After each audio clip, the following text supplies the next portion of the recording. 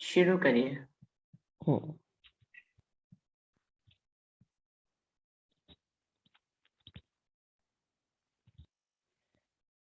बोलो श्री प्राणनाथ प्यारे की जय। बोलो श्री सतगुरु महाराज की जय।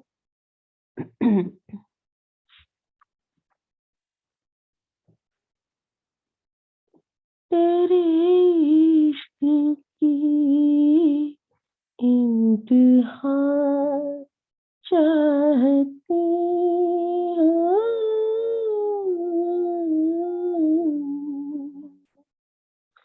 तेरे इश्क की इंतहा चाहती हूँ। तेरे इश्क की इंतहा चाहती हूँ। तेरे इश्क की इंतहा चाहती हूँ।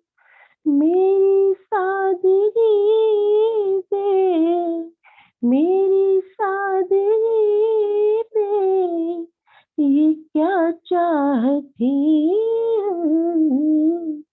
तेरे इश्क की इंतहा चाहती हूँ। तेरे इश्क की इंतहा चाहती हूँ। सितम हो के हो वादा ए बेहिसाबी।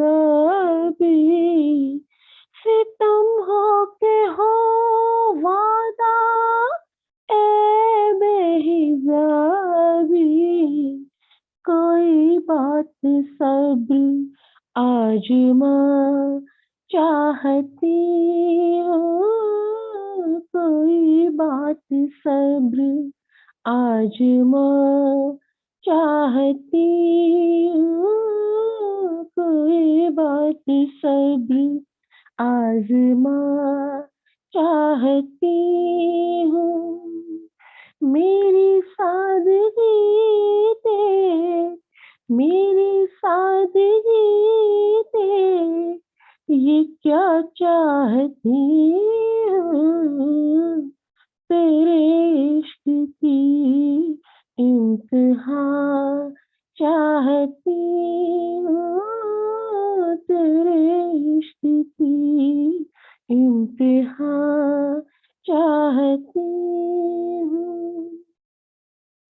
ये जन्नत मुबारक रहे ज़ाहिदों को। ये जन्नत मुबारक रहे ज़ाहिदों को कि मैं आपका सामना चाहती हूँ। कि मैं आपका सामना चाहती हूँ। कि मैं आपका सामना चाहती हूँ। मेरी सादगी दे, मेरी सादगी दे ये क्या चाहती हूँ। तेरे इश्क की इंतहा चाहती हूँ। तेरे इश्क की इंतहा चाहती हूँ। कोई दम के मेहमान हूँ अहले महफिल। कोई दम के मेहमान हूँ अहले महफिल। चरागे सहल हूँ बुझा चाहती हूँ। चरागे सहल हूँ बुझा चाहती हूँ। चरागे सहल हूँ बुझा चाहती हूँ। मेरी सादगी दे, मेरी सादगी दे, ये क्या चाहती हूँ। तेरे इश्क की इंतहा चाहती हूँ, तेरे इश्क की इंतहा चाहती हूँ। भरे बज़्म में राज की बात कह दी, भरे बज़्म में राज की बात कह दी।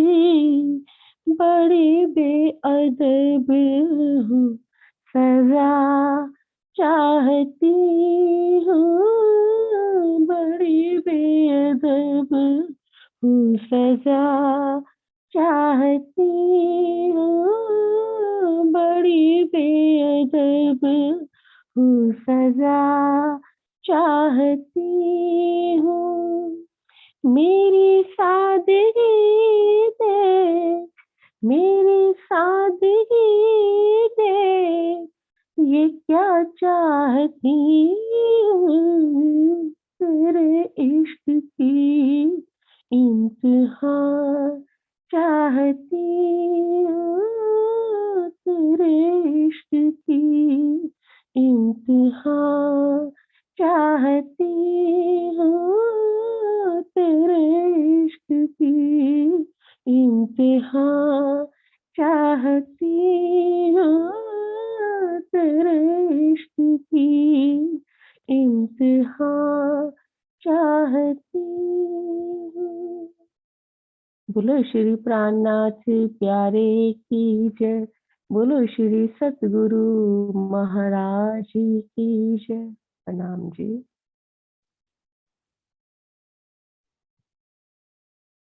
प्रणाम जी, धन्यवाद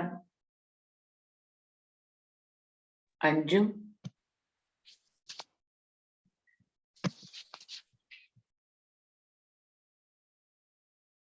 प्रथम लागू दुई चरण को, धनी न छुड़ाइयो खीन। लाख तली लालेड़िया, मेरे जीव की ही जीवन। इन पाँव तले पड़ी रहूं, धनी नजर खोलो बातून। पलना वालू निरखो नेत्रे, मेरे जीव के ही जीवन, मेरे जीव के ही जीवन। चर्चा प्रारंभ होत है, सुनो साथ चित दे। भजो राज श्यामा श्री प्राणनाथ, सखी जीवन हमारो ये। श्री महामति कहे साथ जी, भया चर्चा का वखत। अब तुम सुनियो चित दे, लाल आगे आए बैठे इन तखत। लाल आगे आए बैठे इन तखत। बोलिए श्री प्राणनाथ प्यारे की जय। बोलिए श्री सद्गुरु महाराज की जय।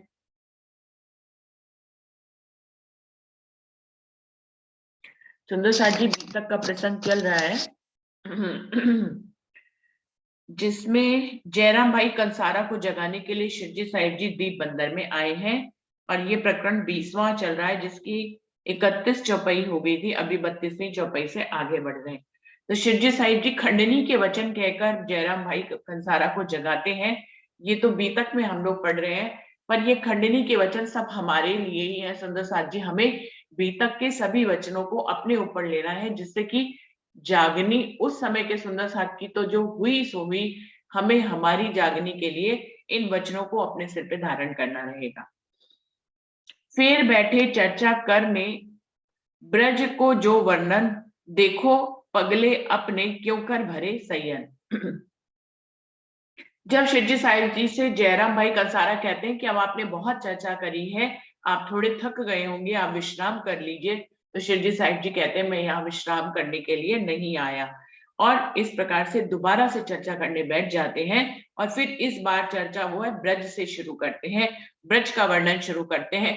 क्या कहते हैं, देखो पगले अपने क्यों कर भरे संयन, हम ही ब्रज में थे, हम ही रास में थे, तुम्हें सब भूल गया है, लेकिन तुम अपनी चाल को यदि याद करो तो ब्रज में हमने कैसी चाल चली थी। सुंदर साथ जी, आज तो हमारे पास बीतक है, वाणी है, जिसमें हम ब्रज की और रास की सारी बातों को जब मन चाहे चौपाइयों के माध्यम से याद कर सकते हैं। अभी उस समय बीतक भी नहीं आई है, बीतक तो बाद में ही आएगी जब शिरडी साहिब जी अखंड समाधि में चले जाएंगे तब। और वाणी भी अभी जगह जगह उतर रही है। जब उतरती है तो उसी समय उसका मंथन शुरू नहीं हो जाता है, जब उतरती है फिर जल्दों में चढ़ती है, फिर किताब में आती है, फिर कहीं हम सब तक पहुंचती है। वो भी उस समय ऐसा सुंदर साथ नहीं था कि वाणी को खरीद ही ले, जगह जगह वाणी पहुंच जाए, इतने सारे वो आज की सुविधाओं और तब की सुविधाओं में बहुत बड़ा अंतर था। तो उस समय जो ब्रज और रास की बातें सुना रहे हैं, ये सब शिरडी साहिब जी अपने मुख से ही सुना रहे हैं।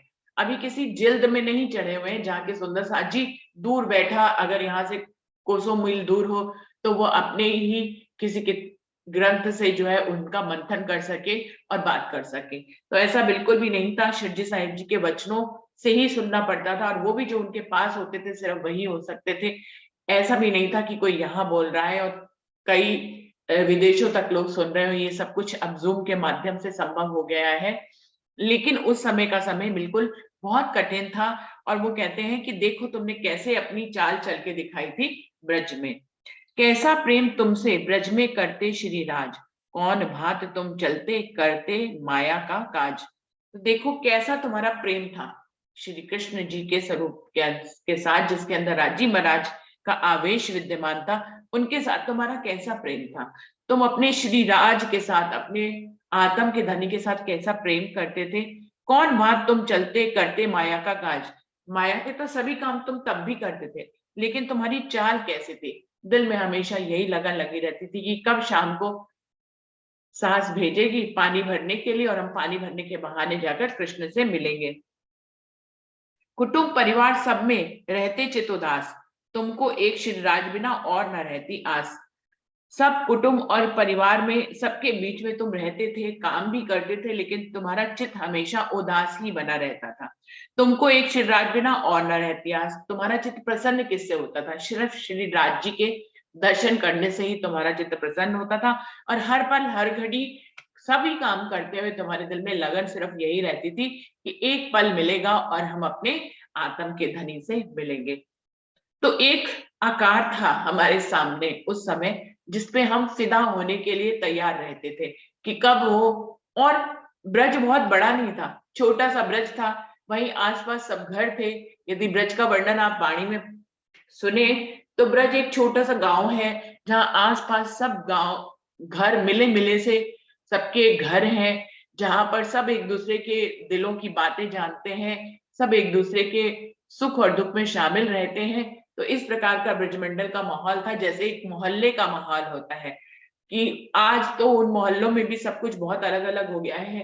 पहले के मोहल्लों में जैसे एक मोहल्ला मतलब एक क्या कहना चाहिए, एक छोटा सा जगह, एक शहर की एक छोटी सी जगह जहाँ सब लोग मिल बांट के रहते हैं, तो सब एक दूसरे के दुख सुख को बांटते हैं। अभी तो इतनी ऊंची ऊंची बिल्डिंगें बन गई हैं कि हमारे सामने कौन रहता है, बड़े बड़े शहरों में हमें ये भी नहीं पता होता है कोई किसी के दुख सुख को क्या बांटेगा। लेकिन अभी ऐसे भी उदाहरण अभी तो है जहां छोटे छोटे मोहल्ले हैं, सब एक दूसरे की दिलों की बातों को जानते हैं और इकट्ठे हो जाते हैं। तो बिल्कुल ऐसे ही था ब्रज। बैठे थे घर अपने चित श्री राज के चरण, हिरे फिरे टहल में रहे प्रेमे में मगन। तुम अपने ही घर में बैठे होते थे, लेकिन तुम्हारा हृदय श्री राज जी के चरणों में ही जुड़ा रहता था। तो कैसी चाल है सुंदर साथ जी, ब्रज की चाल चल ले तो बिल्कुल ही कुछ पूछने की जरूरत ही नहीं रह जाती कि जो आती है खाते पीते उठते बैठते सुपन सोबत जागृत दम ना छोड़ी माशूक को जाके असल हक निस्बत। तो वो चौपाई तो पूरी ब्रज पे ही घट जाती है।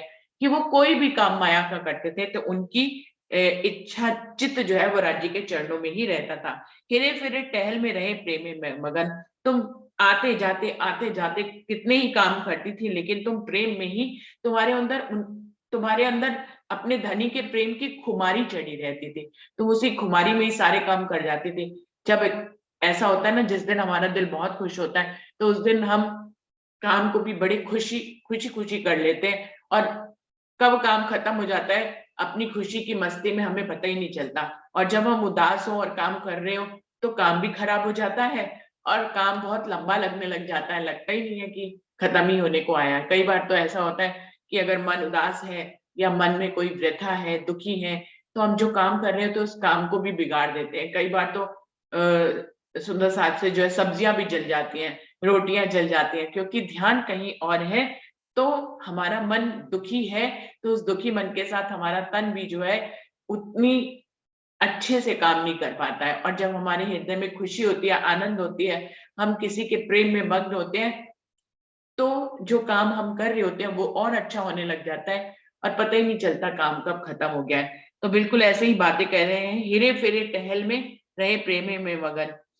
कोई कोई न लगता तुमको इन माया को नेम, रहो सदा छके जोश में आठों जाम इन प्रेम। तुम इस माया में रहते हुए भी इस माया का कोई भी बात तुमको लगती नहीं थी। तुम माया में सर से पांव तक डूबे थे, फिर भी माया से अलग थे, क्योंकि तुम्हारा हृदय धनी को समर्पित था। रहे सदा छके जोश में, तुम तो धनी के प्रेम के जोश में ही छके रहते थे। आठों जाम इन प्रेम, 64 घड़ी, आठों जाम 64 घड़ी से तो धनी के प्रेम में गुजरते जाते थे, गुजर रहे थे, और माया में डूबे होने के बावजूद भी माया से बिल्कुल जुदा थे। सो फिर आए जब रास में, किया गौपत बच संसार, नजरों कछु न आइया रहे आड़े परवरदिगार। और फिर उसके बाद इसी प्रेम में तुम्हारे 11 साल 52 दिन कब बीत गए तुम्हें पता ही नहीं चला। उसके बाद रास लीला खेलने के लिए तुम योग माया के ब्रह्मांड में इस संसार को ऐसे पार कर गई धनी के प्रेम में, जैसे गाय के बछड़े के खुर के जितना ये भवसागर हो। जिस भवसागर को पार करने के लिए योगी साधु तपस्या करते हैं और वो उस भवसागर को पार नहीं कर पाते आज दिन तक, तुम्हारे लिए वो भवसागर बिल्कुल इतने छोटे से गड्ढे के समान हो गया कि तुमने यहाँ से पैर यहाँ रख लिया और बस पार हो गया। इतना आसान हो गया तुम्हारे लिए भवसागर को पार करना। नजरों कछु ना आइया आड़े परवरदिगार, तुम्हारे प्रेम के आगे, तुम्हारे धनी के प्रेम के आगे तुम्हारे नजरों में कुछ भी नहीं आया, और तुम पल भर में ही इस काल माया के ब्रह्मांड को पार करके योग माया के ब्रह्मांड में धनी के पास पहुंच गई। क्यों कर योग माया में ने बदले तुम आकार, योग माया ने बीच में नए क्यों कराए श्रृंगार। फिर तुम वहां पर योग माया में पहुंचे, तुम्हारा आकार वहां पर, यहाँ काल माया का जो 5 तत्व का तन था वो यही छूट गया। हम सभी को सारी लीला ये रास से मालूम है, हम सब रास भी पढ़ चुके हैं कि किस प्रकार तामसियां चली, फिर राजसियां आधा श्रृंगार करके चली, और सात्सियों ने तो शरीर ही छोड़ दिया वहीं पर। योग माया में जाने से पहले तो तामसियों को भी शरीर छोड़ना पड़ा, लेकिन किसी ने पहले किसी ने बाद में, सबने तन छोड़ छोड़ के अपने 5 तत्व के और नया तन धारण कर लिया, कृष्ण तत्व वाला नूरी तन जो होता है वो काल माया योग माया के ब्रह्मांड में योग माया ने उनको नए तन दिए और नए उनके श्रृंगार कराए। तो इस प्रकार से अपने 5 तत्व के तन को छोड़ते हुए तुम्हें कुछ भी नहीं लगा। तो साथ भी आज हम छोड़े, सोचे हम अपने 5 तत्व के तन को छोड़ दें तो इतना छोड़ना आसान नहीं है। हम चाहे भी कि हमारे प्राण निकल जाए तो नहीं निकल पाएंगे, इतना आसान नहीं है। उसका उदाहरण दे रहे हैं कि प्रेम में कब तुमने तन छोड़ दिए और योग माया के नए तन धारण कर लिए, तुम्हें कुछ भी नजरों में नहीं आया। तुम क्यों उतले किए राज सो साम सामे वचन, क्यों कर तुमको राज ने दिखाया वृंदावन। फिर वहां आकर राज जी ने हमारी परीक्षा लेने के लिए हमसे उतले वचन बोले कि पति ऐसा हो, पति वैसा हो, शास्त्रों में लिखा उसको छोड़ के नहीं आना चाहिए। तो तुम कल वधवा नारी हो, तुम कैसे अपने पतियों को, अपने परिवार को, अपने बच्चों को छोड़कर यहाँ पर आ गए। फिर तुम उस परीक्षा में बिल्कुल पास हम सब हुए, और फिर धनी ने हमें बड़े प्रेम से वृंदावन दिखाया। वहां पर एक एक नाम के कई कई वृक्ष थे, कई फूल थे, कई पौधे थे, जिनको धनी ने कृष्ण तत्व के वो सुंदर रास मंडल था जिसकी सैर धनी ने हमें अपने प्रेम से कराई। क्यों कर चित खेले तुम मिलके ब्रज का साथ, क्यों कर राज रमे तुम सो, क्यों खेले लेकर बात। फिर वहां सब याद बातें धनी दिला रहे कि कैसे तुम महारास की रामते खेली, कैसे तुमने ब्रज के सुंदर साथ के साथ वहां पर प्रेम से रास मंडल में खेला, क्यों कर राज रमे तुम सो, किस प्रकार राज्य तुमसे प्रेम से रास की रामते खेलने लग गए, जहां तुम इतने प्रेम में निमग्न हो गए, तुम्हारे गहने इधर उधर हो गए, धनी उसको कभी ठीक करते थे, कभी तुम्हारे वस्त्र इधर उधर हो जाते थे, धनी प्रेम से उनको अपनी जगह पे रखते थे। इस प्रकार धनी के प्रेम को तुमने वहां पर कैसे पाया, अपने प्रेम से तुमने धनी के प्रेम को पाया, और तुम्हारे प्रेम के कारण ही धनी ने तुमसे इतना गहरा प्रेम वहां पर किया। क्यों खेले लेकर बात, कैसे कभी तुम्हें गोदी में उठाकर रास खेला, कभी तुम्हारे साथ गलवैया डाल के रास खेला, कभी तुम्हारे साथ घूम घूम के रास खेला। तो रास की दांतों में अनेक तरह के रस आते हैं कि किस प्रकार से धनी ने तुम्हें अपने प्रेम के रस में डुबो दिया उस रास में। क्यों कर तुम सुख में होए गए मगन, क्यों अंतर ध्यान होए के विरह की दही अगन। फिर जब तुम्हारे इतने प्रेम में धनी तुम निमग्न हो गए कि धनी कभी तुम्हारा श्रृंगार ठीक करते, कभी तुम्हारी चोटी बनाते, कभी तुम्हारे वस्त्रों का को ठीक करते, तो तुम्हारे अंदर ये हुआ कि धनी तो हमारे बस में ही है। इस प्रकार इतने सुख में जब तुम मग्न हो गए कि तुम्हें याद ही नहीं रहा कि तुम कहाँ रास खेल रहे हो, अक्षर ब्रह्म को भी याद नहीं रहा कि वो कहाँ रास खेल रहे हैं। तो धनी बीच में से अंतर ध्यान हो गए, और इस तरह से फिर तुमने विरह की अग्नि में तुम्हें जलाया। किस प्रकार तुमने धनी की सारी ब्रज की रामतों को, ब्रज की लीलाओं को दोबारा से किया, और फिर धनी तुम्हारे अंदर दोबारा से प्रकट हुए तुम्हारे बीच में। श्री महामती कहे ए साथ जी ए दीप की बीतक अजू और बहुत है, सो कहूं ग्रही मापक। महामती जी, लालदास जी कह रहे हैं कि ये दीप की बीतक हमने आपको बताई अभी, लेकिन दीप की बीतक अभी और भी बाकी है, मैं फिर आगे भी उसके अपनी बुद्धि के माफक उसको आपको कह के बताऊंगा। तो यहाँ पे प्रकरण जो है वो 20 चौपाई, प्रकरण 20 चौपाई 918 यहाँ पे कंप्लीट हो रही है, और 21वें प्रकरण पे आगे बढ़ रहे हैं। फिर कहे सुकन जयराम को दीप में शिजिए जब, रासलीला याद करते पहले कया संबंध को सबब। इस प्रकार से जयराम भाई कंसारा और उनके परिवार के सदस्यों को शिवजी साहिब जी ने दीप बंदर में बैठकर ये ब्रज की लीला को याद करते हुए पूरी चर्चा उन्होंने करी, रासलीला भी याद करी, और फिर अपने मूल संबंध की पहचान यहाँ पर जयराम भाई कंसारा को कराया कि किस प्रकार हम सब का, जो हम ब्रज में थे, हम रास में थे, और हम ब्रज और रास में क्यों थे, क्योंकि हम मूल परम धाम में राज्य के साथ हमारा अखंड का संबंध है, हम उनके चरणों में हमारी परात्म बैठी है, इसीलिए धनी के साथ ही हम ब्रज में आए और धनी के साथ ही हम रास में आए। फिर तुम ही प्रगटे क्यों कर भाना सो, फिर राज सो मिलके करने लगे जो। और फिर राजे महाराज जो है तुम्हारे विरह को खत्म करने के लिए रास मंडल में दोबारा से प्रकट हुए, तुम्हारे शोक को खत्म किया, और फिर श्री राज से मिलकर तुम फिर से जो है आनंद मंगल की रामते करने लग गए। क्योंकर जमुना तट लगे थे करण झीलन, क्योंकर श्रृंगार करके याद करी बातें मोमिन। फिर किस प्रकार तुमने अपने श्री राज्य के साथ रास मंडल में यमुना जी में श्रृंगार किया, यमुना जी में झीलना किया, फिर धनी और तुमने सबने मिलकर दोबारा से श्रृंगार किया, और फिर पिछली बातों को तुमने किस प्रकार से याद किया।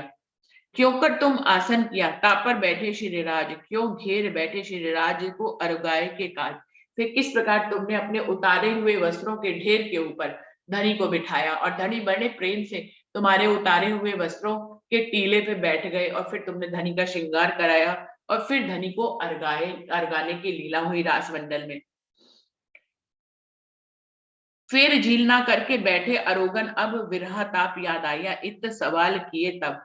झीलना करने के बाद जब अरोगने की लीला हुई, अरोगने की लीला के बाद फिर तुम्हें विरह की अग्नि याद आ गई कि कैसे रासमंडल जैसे ब्रह्मांड में भी विरह हुआ, जहां प्रेम ही प्रेम है, एक पल की भी जुदाईगी, वो तो परम धाम ऐसी जगह है जहां एक पल की भी जुदाईगी नहीं होती है, रास मंडल में भी ज्यादा देर जुदाईगी नहीं होती है, वहां पर भी तुमने झीला अरोगने की लीला करने के बाद फिर तुम्हें विरह वहां पर पल भर के लिए याद आ गया कि कैसे धनी तुम्हें छोड़कर अंतर्ध्यान हो गए थे।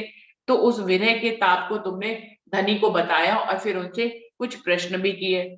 बातें क्यों कर तुम करी बैठे हृदय विरह वचन, क्यों पूछे प्रश्न श्री राज सो, क्यों उत्तर दिया रोशन। फिर तुमने कैसे धनी से बातें करी, हृदय में विरह के वचनों को याद करते हुए तुमने श्री राज जी से प्रश्न किस प्रकार से किया और किस प्रकार धनी ने उत्तर दिया तुम्हारी बातों का। भाई क्यों आज्ञा धाम चलने, क्यों रहे मनोरथ तुम, क्यों कर भाग्या सुपना तुम पर हुआ हुक्म। फिर किस प्रकार से तुमने धनी से ये पूछा कि जब हम हमें आप छोड़कर क्यों चले गए थे, हमारे अंदर ऐसी क्या कमी आ गई थी हमारे प्रेम में धनी कि आप हमें छोड़कर ही चले गए थे। तो धनी ने कहा कि मैं तुम्हें छोड़कर नहीं गया था, बल्कि मेरे और तुम्हारे बीच में एक सिर्फ पेड़ आ गया था।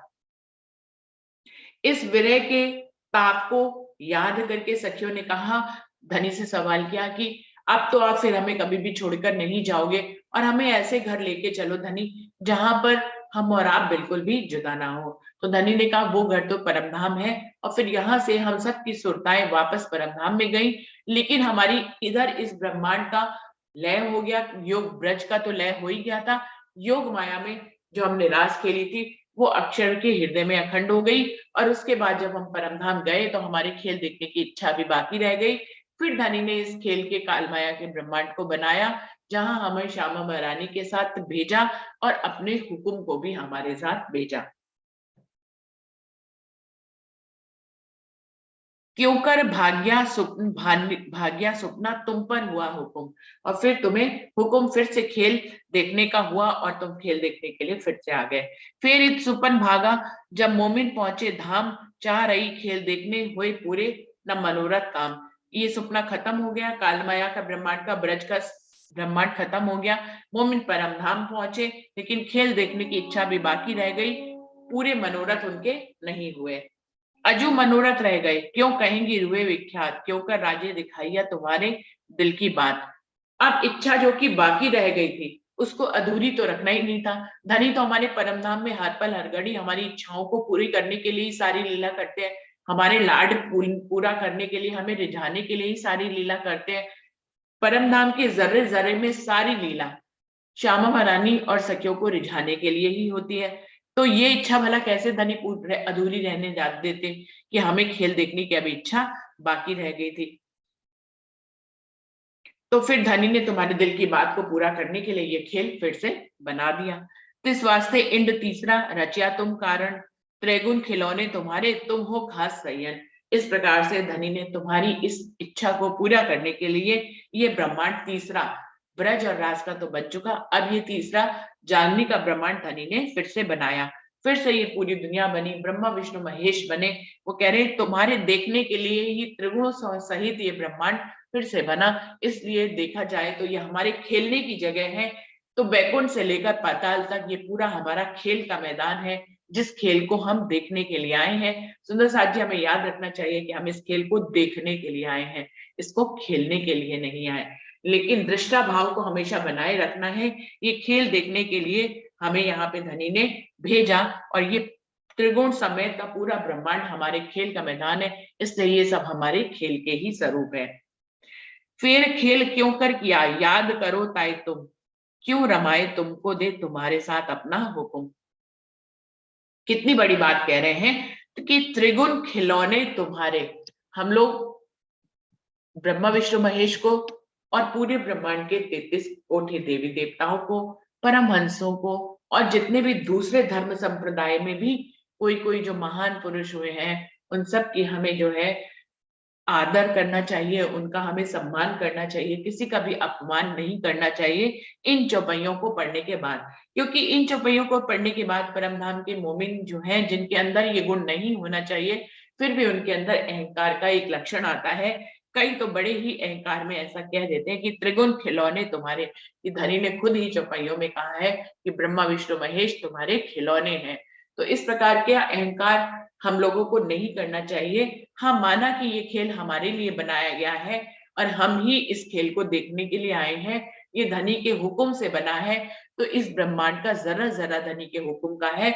जब हमारे धनी के हुक्म का है तो फिर हमें उसका सम्मान करना चाहिए। फिर खेल क्यों कर किया याद करो ताई तुम, क्यों रमाए तुमको दे तुम्हारे साथ अपना हुक्म। फिर से ये इंड बनाया गया ब्रह्मा विष्णु महेश सहित, जहां पर तुम्हें इस कालमाया के ब्रह्मांड में फिर से खेल देखने के लिए भेजा गया। धनी कह रहे हैं उन्हीं बातों को तुम्हें याद करना है। फिर तुमको किस प्रकार यहाँ पर धनी अपने मेहर के साथ, अपने हुक्म के साथ इस खेल को तुम्हें दिखा रहे हैं। अजू तुम मोह अंधेर में, जो एता दिया तुम्हें याद, फिर माया मोह में याद ना करो बुनियाद। शिवजी साहिब जी कह रहे हैं इतना सब याद दिलाने के बाद भी अभी भी तुम इस मोह के अंधेर में ही खुद को खेलते हुए देख रहे हो। तुमको इतना याद दिला रहे हैं फिर भी ये मोह का अंधेरा जो है तुम्हारे हृदय से हटता नहीं है।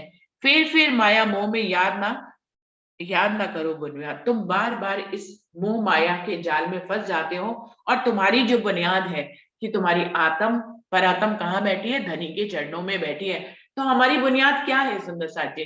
हमारी बुनियाद धनी के चरण कमल है, जिनके चरण कमलों में हम आज इस समय और जब तक ये खेल खत्म नहीं हो जाता हम वहीं पर ही विराजमान है, विद्यमान है।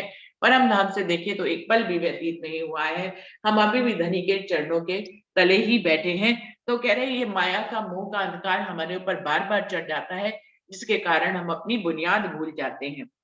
इन चर्चा के रस में देखा न जाते दिन, सुन के सब मगन में दिल हुआ अति रोशन। कह रहे इतनी सुंदर चर्चा शिवजी साहिब जी करते थे कब दिन सुबह से शाम बीत जा रहा था पता ही नहीं चल रहा था। अभी सुबह से शाम तक हम हजारों काम करते हैं सुंदर साथ जी, और चर्चा का समय जो है हमारा सिर्फ 1.5 घंटे का है। वो भी इतनी सर्दी पड़ रही है कि सुबह उठने में संख्या कम होती चली जा रही है। तो हर कोई सुबह नहीं उठता है, कभी कोई गायब होता है, कभी कोई गायब होता है। तो सब अपनी अटेंडेंस पूरी नहीं लगा पा रहे हैं। मेरे ख्याल से गुजरात में तो इतनी ठंड नहीं है इधर, जहाँ नरेश भाई जी और हरीश भाई जी रहते हैं, लेकिन अभी जयपुर में काफी ठंड पड़ रही है इस बार। कानपुर में तो कड़ाके की ठंड है, बहुत ही ज्यादा ठंड है। 2-2 3-3 कपड़े पहन के बैठे तो भी ठंड लग रही है।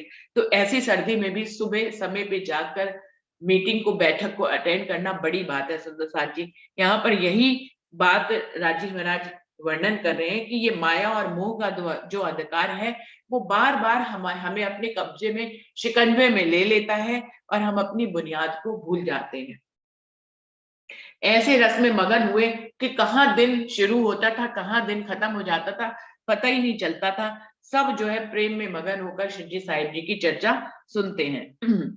फिर चर्चा करने लगे, भलो जो पायो सुख, ता समय साथ की सिफत कही ना जाए या मुख। वो कह रहे हैं फिर से बार बार चर्चा करने के लिए बिल्कुल भी विश्राम नहीं करते थे शिवजी साहिब जी। बार बार चर्चा करने के लिए बार बार खड़े हो जाते थे, और उस समय उनके सुंदर साथ जो उनके चरणों में आया उसकी सिफत वो कह रहे हैं शब्दों में बयान नहीं की जा सकती है। संबत 17 से 22 से दीप पधारे श्री राज, 2 बरस तहा रहे सब पूरे मनोरथ का। ये संबत 1722 की बात है। संबत 1722 में शिवजी साहिब जी दीप बंदर पधारे थे।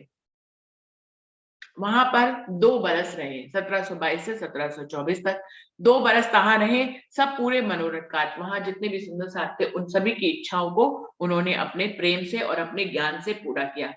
चित नित चर्चा इन बात की होवे दीप बंदर में, बड़ा सोड़ पड़ा शहर में आवत सब सुनने। इस प्रकार से नित प्रति जयराम भाई कंसारा के घर में ही मंडान शुरू हो जाता है चर्चा का। रोज पूरे पूरे दिन चर्चा होती है। पूरे शहर में शोर पड़ जाता है उस समय, जबकि कोई अपनी बात को दुनिया में कहने के लिए कोई संसाधन नहीं थे, लेकिन घर इतने पास पास थे और टीवी फोन ये सब नहीं हुआ करते थे। लोग अपने में ही निमग्न नहीं बल्कि आसपास के सुंदर साथ से जुड़े रहते थे। इसलिए चर्चा के बारे में इतना शोर पड़ गया पूरे शहर में कि और शहर से और लोग भी चर्चा सुनने के लिए आने लगे। अपने अंकुर माफक हिस्सा लिया सबन, पर आए केतिक साथ में जो निस्बती साथ संयन। वहां पर जितने सुंदर साथ भी इकट्ठे होते थे अपने अंकुर के माफक, कोई जीव सृष्टि थी, कोई ईश्वर सृष्टि, कोई ब्रह्म सृष्टि, अपने अंकुर के माफक वो उतना ही सुख प्राप्त करते थे। और कई सुंदर साथ भी जो परम नाम के मोमिन थे वो भी यहाँ पर सुंदर साथ भी जुड़े। युद्ध किया दज्जाल ने बड़ा जो किया शोर, हाथ पांव अपने पटके पर कछु न चला जोर। यहाँ पर भी दज्जाल के साथ शिवजी साहिब जी की लड़ाई होती है। दज्जाल जो है उनसे युद्ध करता है, अपने हाथ पांव वो बहुत पटकता है, पर फिर भी उसका शिवजी साहिब जी के ऊपर कुछ भी जोर नहीं चलता है। ये किसको कह रहे हैं यहाँ पर दज्जाल? जब भी किसी शहर में शिवजी साहिब जी जाएंगे, वहां की जो कथावाचक थे, जो पहले सुंदर साथ को जोड़े रखते थे, उन सब की महिमा जो है वो धीरे धीरे कम होने लग जाती थी। उनके सुंदर साथ वहां की ज्ञान को छोड़कर शिवजी साहिब जी के पास ज्ञान सुनने के लिए आ जाते थे। तो जो कथावाचक थे वो बहुत परेशान होते थे और शिव जी साहिब जी के राह में रोड़े हटकाते थे। इन्हीं को यहाँ पर दज्जाल कहा गया है। धक्का दिया बड़ा साथ को, पर जाको डग्या ना ईमान, सोई खास गिरो मोमिन, जाके हक्के दई पूरी पहचान। वो कह रहे हैं उन्होंने मोमिनों की परीक्षा लेने के लिए दज्जाल ने बहुत अपने हाथ पांव हथियार चलाए, लेकिन जो परम धाम के मोमिन थे वो अपने ईमान से बिल्कुल भी नहीं डिगे और धनी की पूरी पहचान करने का उनको सुअवसर प्राप्त हुआ। अब कहो साथ आवन की, पहले आए जीवा और जयराम, रतन माई घर में रहे किया माया मिने आराम। अब उन सुंदर साथ के नाम ले रहे हैं लालदास जी, जो निजानंद संप्रदाय में दाखिल हुए और जिन्होंने तारतम ज्ञान ग्रहण किया। उसमें जीवा भाई और जयराम भाई थे। रतन भाई भी घर में रहती थी, उनकी पत्नी थी, और वो भी जागृत हुई, और कई सुंदर साथ ऐसे थे जो माया में ही रह गए। चर्चा सुन के आइया रहे गणेश इन घर में ने, यह आया साथ में सुन राज की चर्चा से। गणेश भाई थे, वो इन्हीं के घर में रहते थे। जयराम भाई कंसारा के, वो भी जागृत हो गए। गंगादास आया इन चर्चा के संग, आए बैठा साथ में कल कलयुग से जंग। गंगादास जी भी यहाँ पर चर्चा सुन के सुंदर साथ में शामिल हो गए, और वो कलयुग ने उनको बहुत डिगाने की कोशिश करी, लेकिन वो कलयुग को हराकर यहाँ पर आ गए। नरसिंह दास ग्वाल जी आए बैठे बीच निधाम, जंग भया दज्जाल सो ए डगा नहीं इनकाम। ऐसे ही नरसिंह दास जी थे, ग्वाल जी थे, वो भी परमधाम के मोमिनों में से एक थे। उनका भी दज्जाल से बहुत युद्ध हुआ, लेकिन वो भी नहीं डगे और आ गए, धर्म में शामिल हो गए। गरीबदास साथ में था पहले का भोज भाई, आवत नित राजपा से चर्चा श्रवण देने को सुखदाई। और एक भोज भाई सुंदर साथ है, जिनका नाम शिवजी साहिब जी गरीबदास रख देंगे, आगे वो पूरी बीतक में गरीबदास के नाम से जाने जाएंगे, लेकिन इनका असली नाम भोज भाई था। वो भी राज्य की चर्चा सुनने के लिए नित्य यहाँ पर आते थे और सुख प्राप्त करते थे।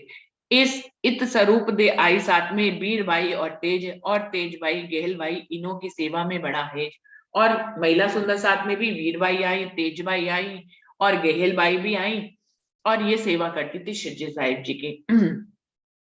चंपा और सुहासन बेलबाई और बाल, ये आई चारों साथ में हुए राज अति खुशहाल। उसके बाद चंपा, सुहासन, बेलबाई, बालबाई, ये सब सुंदर साथ में शामिल हो गए। यो साथी साथ में भय संगी चर्चा के, 50-60 आए साथ में आहार चर्चा देवे। इस प्रकार से कई सुंदर साथ चर्चा सुनने के लिए आते थे। इनमें 50-60 सुंदर साथ चर्चा सुनने के लिए आने लग गए। बड़ो विलास जो हो गई सो क्यों कर कहो इन मुख, लाहा लिए साथ में सो कहो न जाए मुख। यहाँ पर ही बहुत ही चर्चा का सुख सभी सुंदर साथ लेते थे।